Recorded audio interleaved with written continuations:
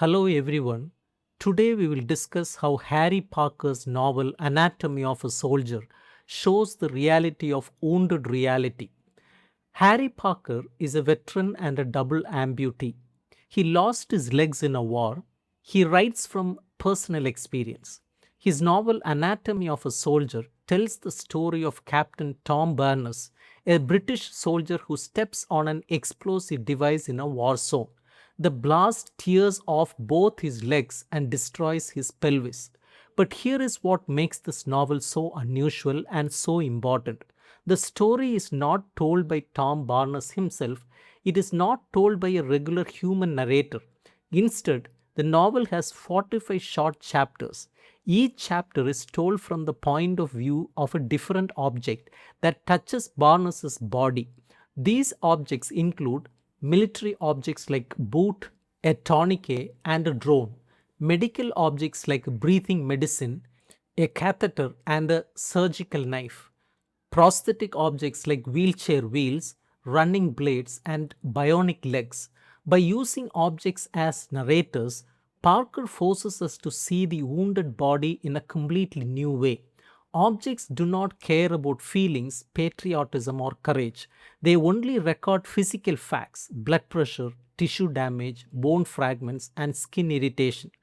Let us start with the basic question: why would an author choose to tell a story through objects? In most war stories, we hear the soldier's inner thoughts. We read about his fears, his memories, and his struggle to keep going. This is the normal way of telling stories. It assumes that human mind is the most important thing. But Parker does the opposite. He removes the human mind from the center of the story. An object like a surgical knife does not care about Tom Barnes's childhood or his dreams. It only records the physical facts. The knife cuts through skin, then fat, then muscle. An object like a breathing machine does not feel sympathy. It only records how much oxygen is going into the lungs. This might seem cold, but that is exactly the point. When a body is badly wounded, the human mind often shuts down. The body becomes just matter, flesh, blood, and broken bones. By using object narrators, Parker shows us trauma at its most raw and real level. There is no beautiful language to make it feel better. There is only the physical reality of a destroyed body. Most of us think of war and medicine as opposites. War destroys bodies, medicine heals bodies. War is violent, medicine is caring. In reality, the military and the medical system work closely together.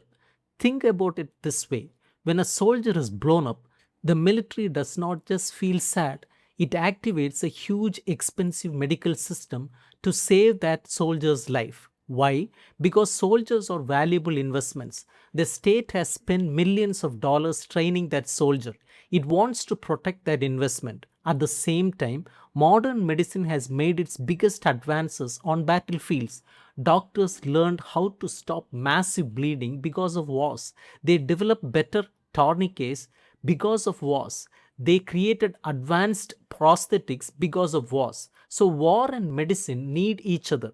War provides the terrible injuries that push medicine to improve. Medicine provides the technology that allows the military to keep sending soldiers into battle, knowing that some of them might be saved. The same state that sent Tom Barnes to war pays for his surgery and his prosthetic legs. He is caught in a system that breaks him and then tries to fix him, not out of pure kindness, but because the system needs to keep working. When Tom Barnes arrives at the field hospital, something important happens. He stops being a person with a name and a history. He becomes a set of medical problems. The medical team does not have time to think about his feelings. They have to stop the bleeding. They have to secure this airway. They have to measure his blood pressure and oxygen levels.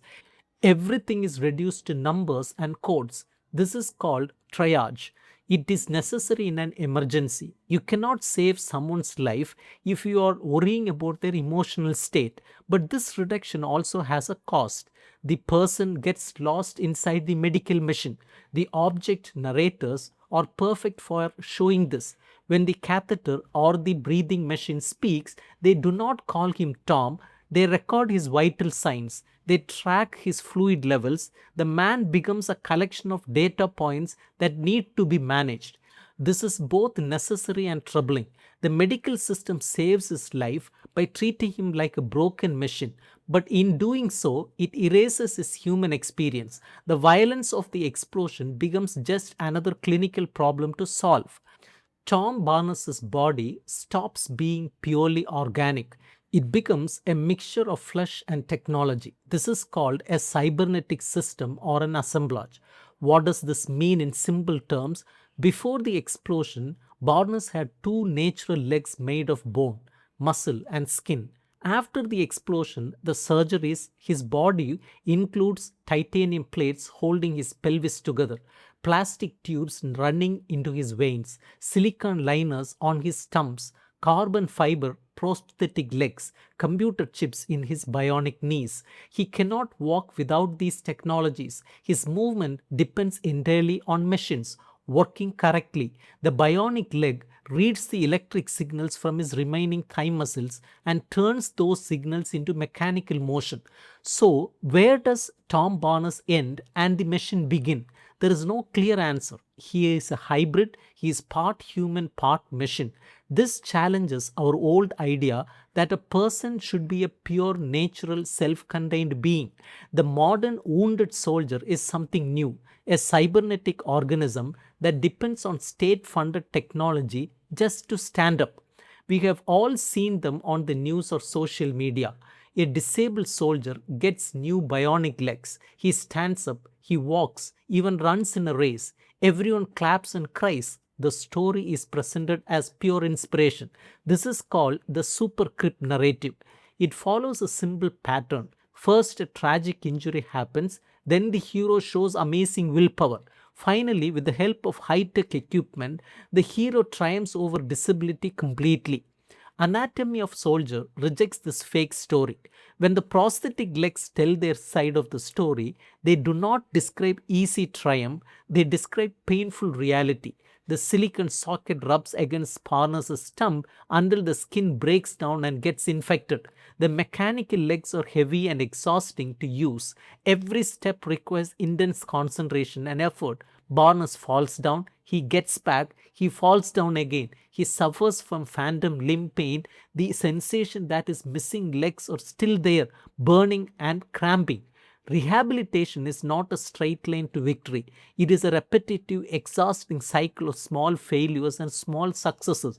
The superscript story hides this reality because it wants to make us feel inspired. It wants us to believe that war has no permanent cause. Parker's novel forces us to see the permanent daily struggle of living with a broken body. Normal stories follow a straight line. First this happens, then that happens, then something else happens. A war story usually goes like this. Soldier trains, soldier deploys, soldier gets injured, soldier gets surgery, soldier recovers. This structure makes us feel like trauma is just a temporary problem that can be overcome. Anatomy of a soldier does not follow the straight line. The 45 chapters jump around in time. One chapter is about a rehabilitation device in the present. The next chapter is about a boot before the explosion. The next chapter is about the bomb being buried in the ground. The next chapter is about the drone flying overhead. This broken timeline matches what trauma actually feels like. When you have been badly hurt, this past does not stay in the past. The memory of the explosion lives in your body. Your scars remember the knife. Your nerves remember the blast. Years later, you are still living through that moment again and again. By scrambling the order of events, Parker shows us that trauma never ends. It loops and repeats. The wounded person does not move smoothly from injury to recovery. They live with the past constantly, crashing into the present. When Tom Barnes is wounded, he leaves the military and enters a different system, the world of insurance, pensions, and disability benefits. The state must decide how much money his broken body is worth. The object narrators include clinical charts and paperwork. These objects record the cold math of the situation. How much will it cost to give Barnes new prosthetic legs every few years for the rest of his life? How much will his pain medication cost? How much will his long term medical care cost? This is called biopolitics, the way the state manages human bodies like economic resources. The same government that spent millions on the bomb that blew him up now carefully calculates how little it can spend to keep him alive. There is a painful irony here. The state is happy to spend huge amounts on weapons that destroy bodies, but it is very careful about spending money to maintain the bodies it has broken. The wounded soldier goes from being a valuable military asset to being an expensive state liability. So far, we have focused on Tom Barnes, the British soldier, but there are other bodies in this novel. The explosive device that blew off his legs was made by a logical insurgent. The drone strikes that happen in the background kill local civilians. Here is the brutal truth that the novel exposes. When Tom Barnes is wounded, $1 million military helicopter comes to save him. He gets the best surgery in the world. He gets advanced prosthetic legs. His life is treated as infinitely valuable. But when a local civilian is wounded by a drone strike, there is no helicopter, there is no advanced hospital, there is no prosthetic program. That body is simply wrapped in a cloth or a body bag and forgotten. The same objects that record Barnes's rescue also record this difference. The dirt records the local bodies that are never saved. The drone records the houses that are destroyed without a second thought. This reveals the racism and colonialism built into global system. The life of a white British soldier is treated as a treasure. The lives of brown local people are treated as worthless. The novel does not say this directly, but the object narrators show it clearly through their cold, factual descriptions. Harry Parker's Anatomy of Soldier is not a normal war story. By telling the story through objects, it shows us the cold material reality of a wounded body.